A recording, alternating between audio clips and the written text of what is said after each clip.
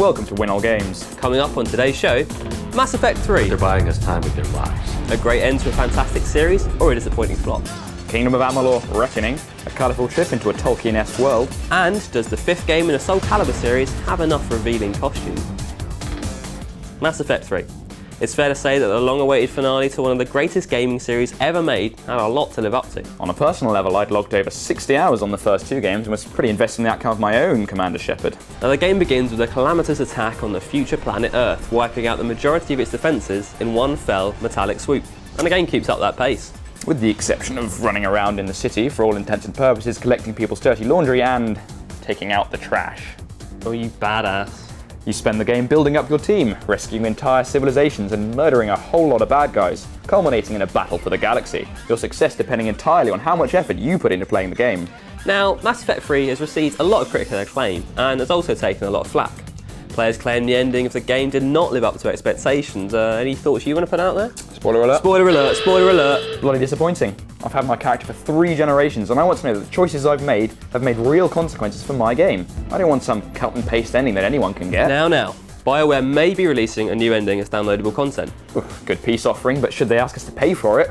Who knows, gamers may actually form a successful boycott. Well, from a game that everyone's heard of to a game that no one has. Kingdom of Amalur Reckoning, at first glance, and for the remainder of your glances, looks like Fable. It's as though someone's turned the colour and folksiness up to 11. You play someone who died. Great start, right? But then you come back to life. Better start. With no memory and a bunch of very excited dwarfs, you get out into the world and try to discover who and what you are. Except not really, because you couldn't care less about the story. You're more interested and invested in leveling up one of your 3 skill trees, essentially magic, stealth and strength. Way to think outside the box. On that subject, there's not much thought for new ideas. Tolkien would roll over in his grave at the use of dwarves, men, elves, trolls, etc, etc, etc. Elves aren't called elves though, they're called the Fae. Ooh, thinking outside the box again. It's by no means a bad game. I thoroughly enjoyed sneaking up on countless enemies and slitting their unsuspecting throats. Guessing you went for stealth then? Well, I am part ninja. Well, I'm a mage. Whatever skills you choose, there are plenty of nifty abilities to enjoy, and if you want, you can always mix and match. Honestly though, it feels as though there's very little incentive to play a story that you don't care about. It isn't particularly thrilling, and once the novelty wears off, it's a little tedious doing all the small, repetitive missions. If you want an RPG with a massive world, lots of enemies, and magic powers, I'd personally pick Skyrim. Which, of course, we've already reviewed. Cheeky plug for us, cheeky plug. Soul Calibur V now, yet another in this series that asks you to suspend your disbelief and your clothes if you're Ivy. Your punishment will be quite severe!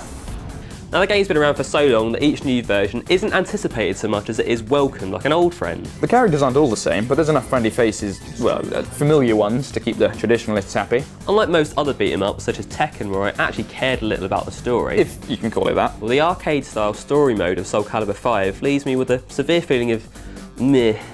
Well, the most fun part of Soul Calibur is always the versus mode. I mean, story mode's just worth completing to unlock the characters, really. It's a great addition to the series, but doesn't really add anything new if you do care about the story. Which I don't. Well, if you do care, you get to follow the story of Patroclus and Pyrrha, a brother-sister combo fighting across the Soul Calibur world in order to rid the Pyrrha from the curse of Soul Edge. Magic swords are more trouble than they're worth. How so? Well, the Lady in the Lake wouldn't give King Arthur a moment's peace after she gave him Excalibur. The critical finishes that we know and love have been replaced with the vaguely similar sounding Critical Edge. Filling up a special bar and pressing a few buttons unleashes your character's most powerful and most awesome looking move. Well, if you're looking for a fun beat-em-up game, look no further. When a game is this polished and plays this well, it's only up to personal preference. Tekken for me. Yoshimitsu's in Soul Calibur 2. Oh, how original. Samurai character in a beat-em-up. Well, on that stereotypical note, it's time to end. Thanks for watching. See you online. See you online.